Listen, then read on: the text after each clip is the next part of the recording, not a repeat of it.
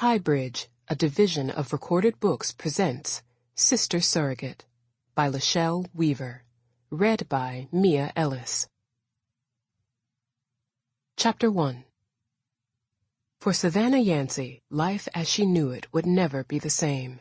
As she gripped her husband's hand, their fingers laced together in unity, tears filled her eyes. She'd just been given the worst news a woman could receive, especially a 29-year-old woman. Stage 2 cervical cancer. Up until this moment, she'd held on to hope. She hadn't panicked when her pap smear results had come back abnormal because she had abnormal results in the past, or when she had to have a colposcopy as a result. The uneasiness crept up when she had to have a cone biopsy due to the severity of her initial biopsy results.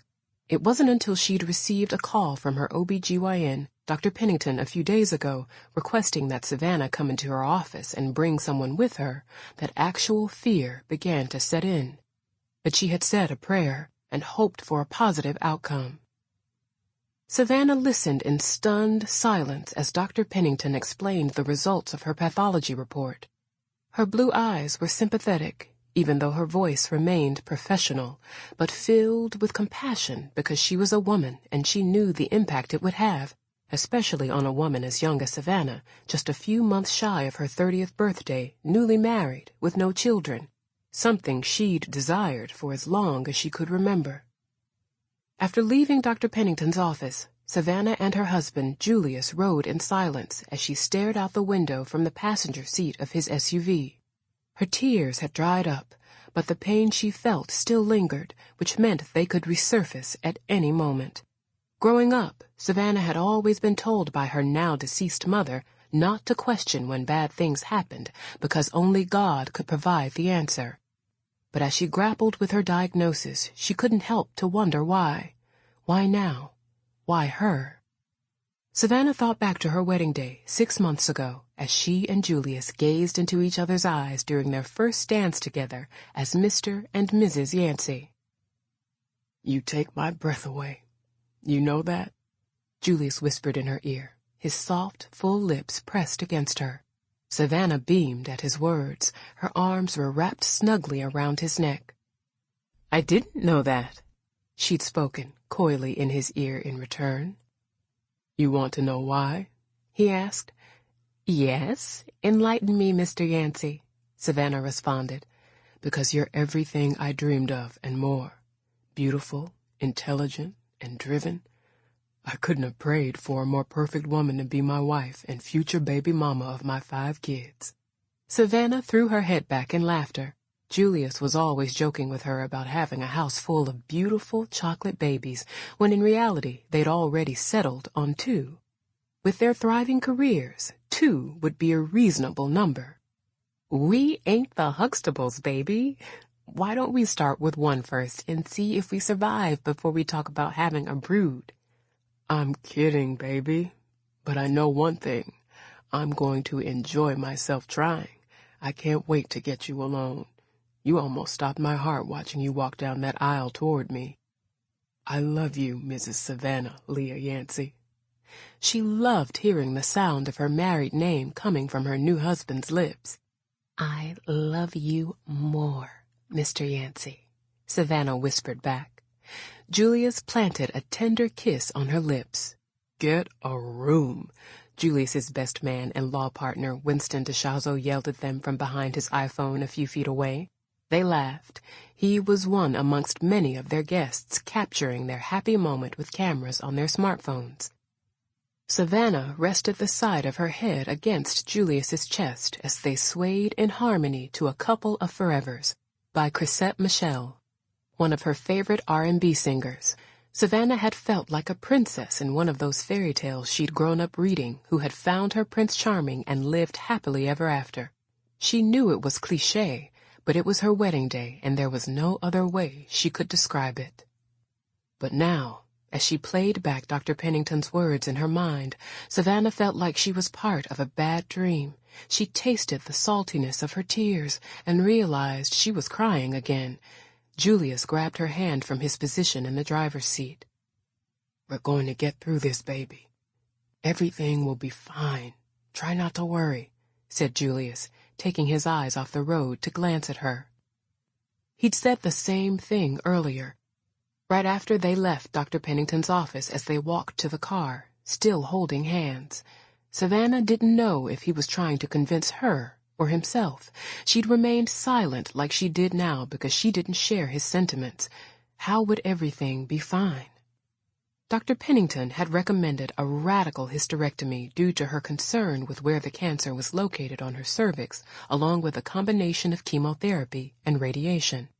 She'd be referring Savannah to a gynecologic oncologist for further testing and confirmation of her results. Savannah felt numb as her dreams of motherhood dissipated with Dr. Pennington's words. She'd never experienced carrying or giving birth to a baby.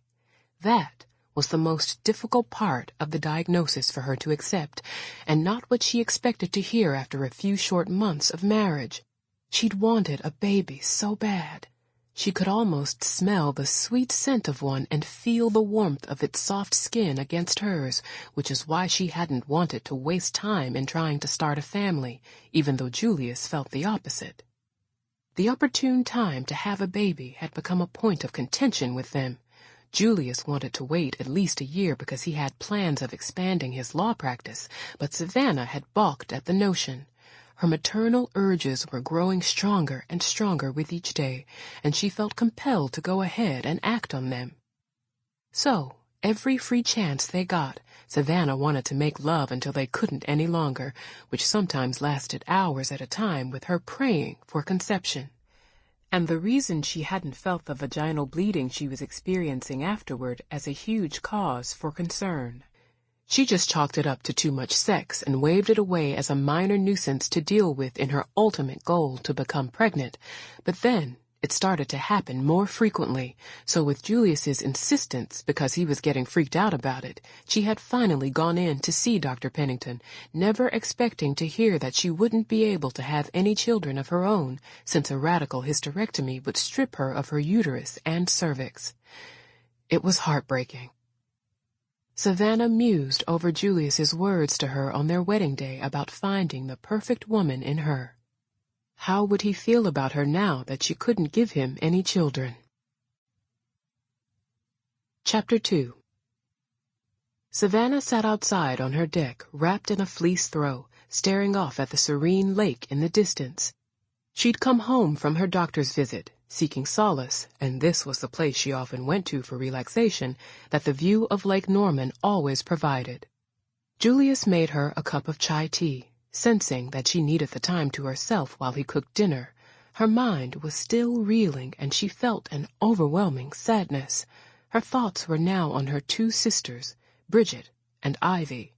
It would be difficult to tell them her diagnosis, especially since they had all been through this ordeal before, when their father had been diagnosed with lung cancer during the final semester of Savannah's senior year at Grambling State University. Savannah had been devastated by the news of her father's illness because, as the youngest, she'd always been Daddy's girl and had spent so much of her young life trying to make him proud, which is why she'd become an educator. Eldridge Alston had been a history professor at Johnson C. Smith University and later served on the Charlotte-Mecklenburg Board of Education before having to take an early retirement due to his illness. Savannah knew how proud he would be that she was now an elementary school principal. She could hear his hearty laughter and him telling her, "Good job, baby girl," which he'd always done every time she accomplished something she'd set her mind to achieve. It had been a difficult time, especially with Savannah being so many miles away in Louisiana. She had wanted to leave school immediately to come home to North Carolina to be with her family upon learning the news of her father's illness, but her mother wouldn't hear of it. So, her sisters had dropped everything going on in their lives to come to Louisiana to be with her for a few days because she had been so shaken up. Bridget had just given birth a few weeks prior to her twin boys, Dylan and Ryan, but packed them up and made the 14-hour drive from Charlotte, stopping in Atlanta to pick up Ivy, who'd been living there since graduating from Clark Atlanta University 2 years earlier. They'd all spent that weekend together at a hotel, comforting each other. and Savannah had gotten to bond with the babies, which she couldn't get enough of. It was one of the most memorable times with her sisters, and by the time they'd left to head back home, they'd convinced her that everything was going to be okay, and that they would all get through it together. And Savannah had found comfort in their reassurances. Although she still worried about her father, she managed to finish out the semester and graduate with honors, even though her father had been too sick to attend her graduation ceremony. He died a month later. As she watched some of her neighbors enjoying the spring evening out on their boats, she longed for her sister's comforting words. Tears pulled her eyes as she pondered their reaction to her dreaded news. They would all be together at Savannah's house tomorrow since it was Easter weekend, and they'd made a tradition of having an Easter egg hunt for her 8-year-old nephews on that Saturday and then dinner on Sunday. She'd been looking forward to spending time with them because it had been a while, but now that she had the weight of her recent diagnosis hovering over her, she really wasn't in the mood to entertain anyone, not even her sisters. Savannah was thankful that tomorrow, her usual workday, was a holiday, Good Friday. That was ironic since there was nothing good about her life right now because she couldn't imagine having to go into work. She needed an extra day off to grapple with everything that had been thrown at her that day. "You all right, sweetheart?" Julius asked, snapping her out of her thoughts and surprising her. She hadn't heard him come out onto the deck. "I just wanted to let you know dinner was ready." "I'm fine," Savannah replied, wiping her tears. He came and sat down next to her, taking her hand in his and placing a kiss on the back of it. "I love you, baby. And I want you to know that no matter what happens, I'm going to be here. I know this wasn't what we expected, but we'll deal with it. We're a team." He pulled Savannah close to him, and she rested her head on his chest as he wrapped his arms around her and held her tight. More tears flowed from her eyes because she always felt so safe in her husband's arms, and that was what she needed most at that moment. She had no idea what the future was going to hold for her or her loved ones. She did know that once she told her family and friends that she had cervical cancer, none of their lives would be the same. Chapter 3. Savannah and her sisters were gathered together in her kitchen that following Friday evening, preparing to dye eggs and desserts for Sunday's Easter dinner.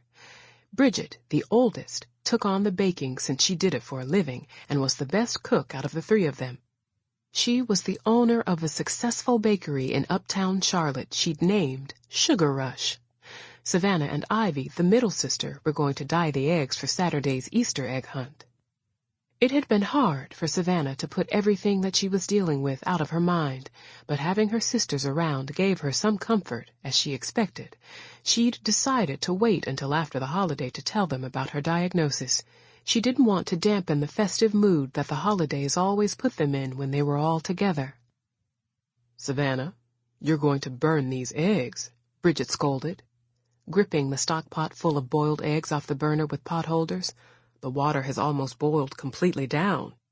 Bridget turned to face Savannah, who was prepping the dye to color the eggs. She and Ivy were sitting at the large granite island they'd made their workspace, which they'd lined with newspaper. Small styrofoam bowls filled with different colors of dye sat in front of them. Ivy was sipping on her usual glass of red wine and humming along to R&B music that filled the large room as they worked. The sisters loved to listen to music while they cooked, something they'd grown up doing with their mother. "Sorry," Savannah muttered. Bridget crossed her arms and peered at her baby sister from her place at the stove. "Savannah, what's going on with you? You've barely uttered 2 words since we've been here." "Now that you've mentioned it, Bridge, she has been a little quiet. She's probably tired from all that bumping and grinding she's been doing with her new hubby," Ivy chimed in. Savannah couldn't help but to chuckle at her sister's comment. Ivy always made her laugh even when she wasn't in the mood. It was good to have her home, if only for a few days. She split her time between Charlotte and Atlanta, but she hadn't been home since Christmas because of her demanding work schedule as a celebrity makeup artist, which took her all over the world. "Maybe you're finally pregnant," Ivy said, finishing off her glass of Merlot and picking up the wine bottle placed strategically next to her to replenish it. Savannah felt like she'd punched her in the gut with those 4 words. She fought to hold back her tears, silently praying they wouldn't burst through to the surface because she wasn't ready to have this conversation with her sisters. "No, that's not it. Her mood would be different," Bridget countered, studying her baby sister as she wiped her hands with a dish towel. "I'm fine," Savannah said, standing to her feet. "Just a little tired. It's been a long week." She needed to move around because she felt like a sitting target as Bridget honed in on her. Bridget would continue to badger her like she was one of those interviewers giving lie detector tests. It was in her nature as the eldest to be perceptive when it came to them. Even though they were all adults, she still felt the need to look after them, something she'd been doing since they were children, and even more so after their parents died. Savannah walked over to the refrigerator, pulled open the stainless steel double doors, and retrieved a bottle of Perrier along with a small container of lemon slices. She got a glass from one of the overhead cabinets and filled it with sparkling water before dropping a few lemon slices into it and taking a long swig.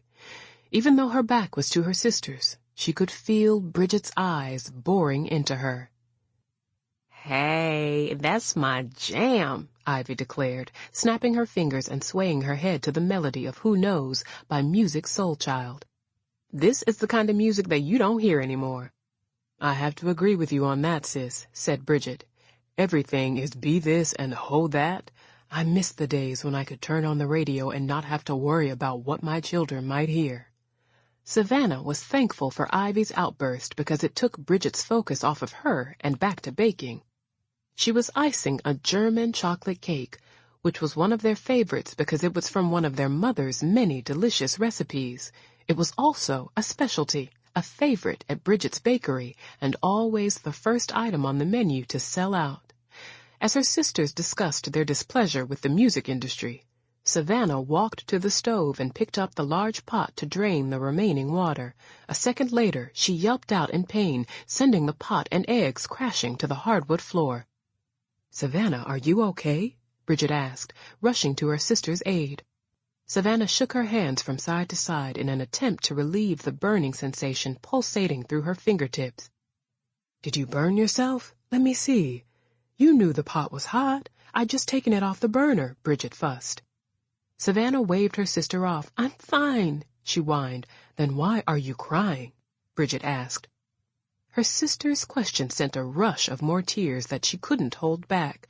Bridget grabbed Savannah into a tight embrace as she sobbed. "Savannah, what's wrong, honey? And don't keep telling us you're fine because you're not," said Bridget. "You can't lie to your sisters. We know you too well." "Talk to us, Savannah. What is it that has you so upset? Are you and Julius having problems already?" Ivy asked as she began cleaning up the spill. She tossed eggs that had been cracked from the fall into a nearby trash can and grabbed the same pot holders Bridget had used earlier off the counter to pick the pot up off the floor. The mention of her husband's name caused Savannah to cry harder because she felt guilty about everything he would have to go through. "Come on, let's go sit down," said Bridget, ushering her sister back to the island and helping her back onto the barstool chair she'd been sitting on. "Ivy, hand me a paper towel, please." Ivy did what she was asked and then joined her sisters back at the island. Bridget handed Savannah the paper towel to wipe her face. She accepted it, but didn't use it as her tears kept falling. Ivy rubbed her back. "It's okay, sis.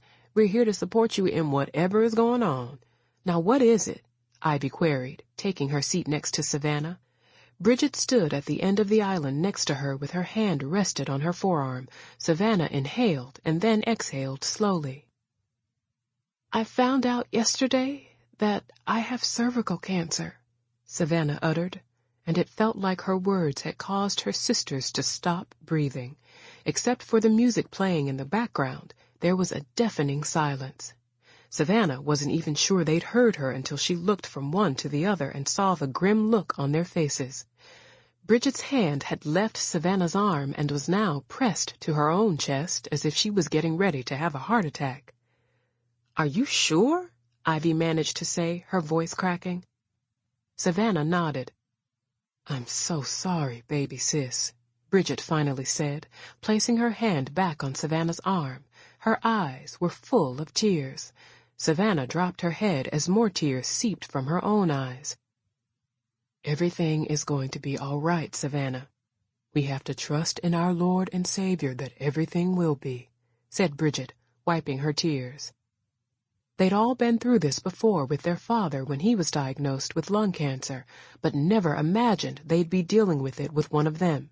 Savannah was so young and had so much life to live. "What did the doctor say?" Ivy asked, fighting back her own tears. "I had an abnormal pap smear a few weeks ago. I went in to have a colposcopy and then a cone biopsy, and the results revealed that I have stage 2 cervical cancer." Bridget gasped, causing tears to spill from Ivy's eyes, but Savannah continued.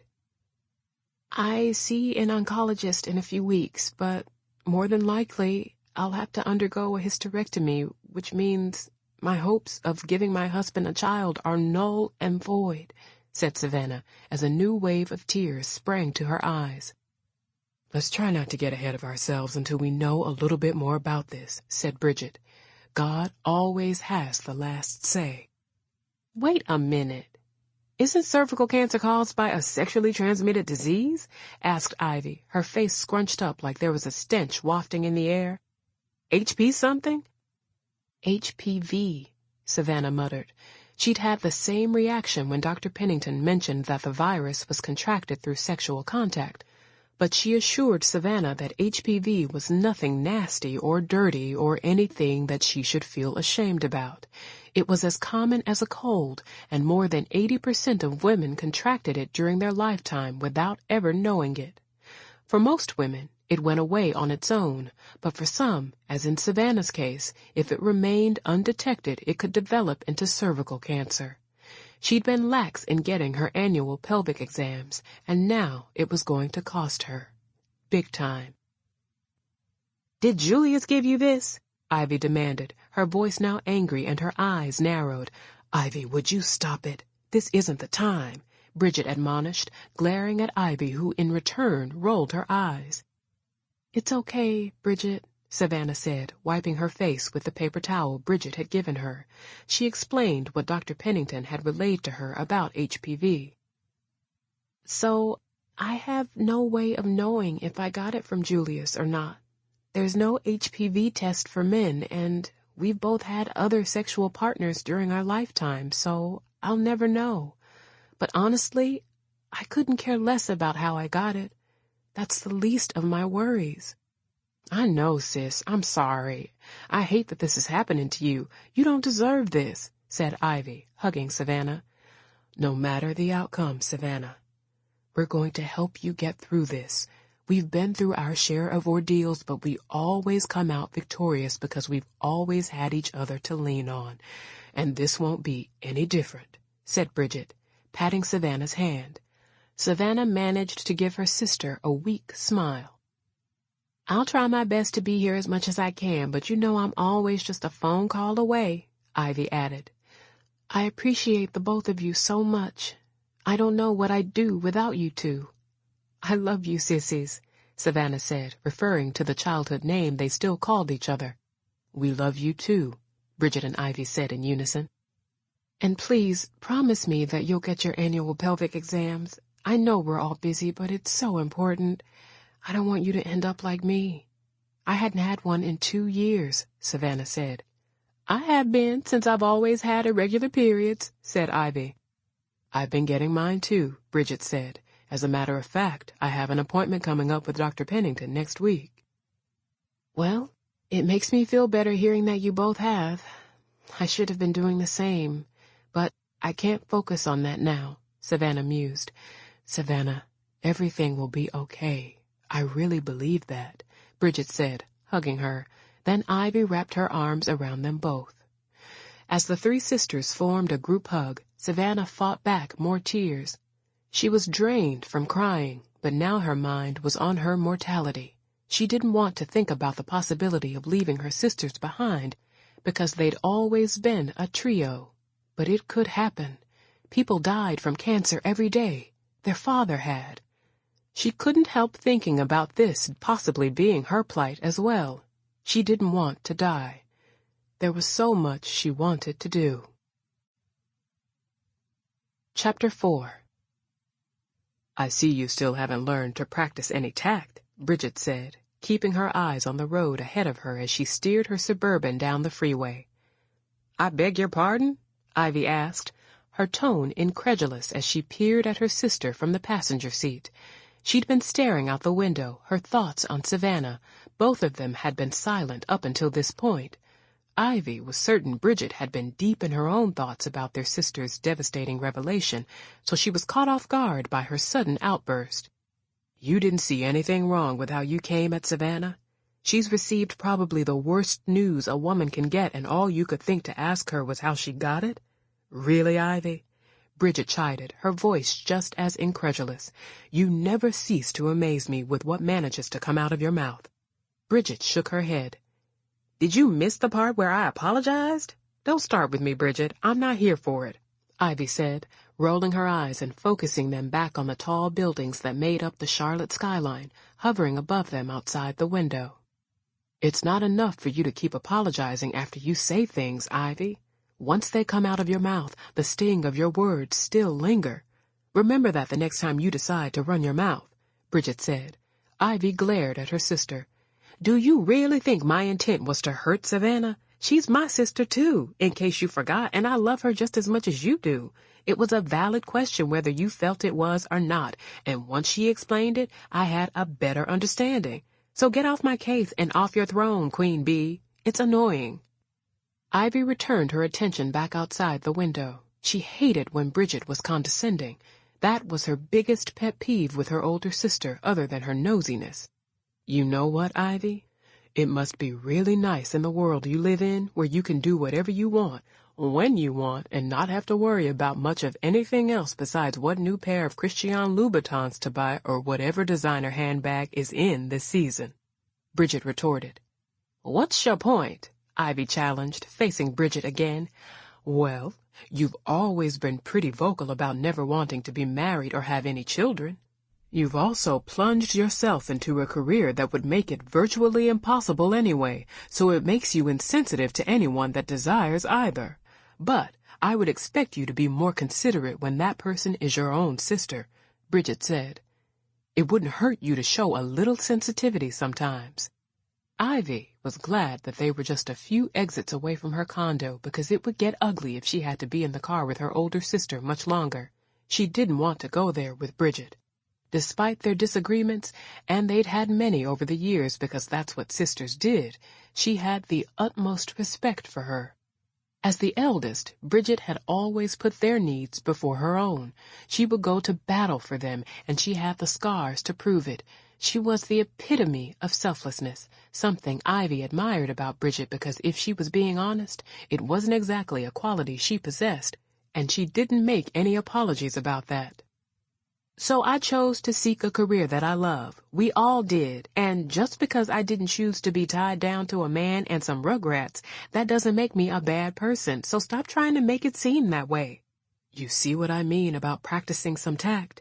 You just called my kids rugrats, even if you weren't intending to," Bridget said, shaking her head as she turned on her signal to take the upcoming exit to Ivy's condo building. Ivy waved her hand, dismissing Bridget's comment. "You're being ridiculous, Bridget. You know that's not what I meant. I love my nephews. You know that." "Again, you never mean to say anything that you do," Bridget remarked, rolling her eyes. Ivy was about to say something regarding her sister's nasty tone, but decided to keep her comments to herself since everything she'd said thus far, Bridget seemed to want to counter. She didn't have the energy to keep going back and forth with her. They'd just received unsettling news about their sister, but here they were arguing. They rode the rest of the way in silence. Chapter 5. Ivy was almost regretting coming home. Back in Atlanta, she'd been looking forward to spending time with her sisters and enjoying the Easter weekend with them. She hadn't seen them since the Christmas holidays, and with her traveling so much, She rarely got to come home, so it always felt good to be around them, especially since she didn't have anyone in Atlanta. Despite their differences on occasion. Sample complete. Ready to continue?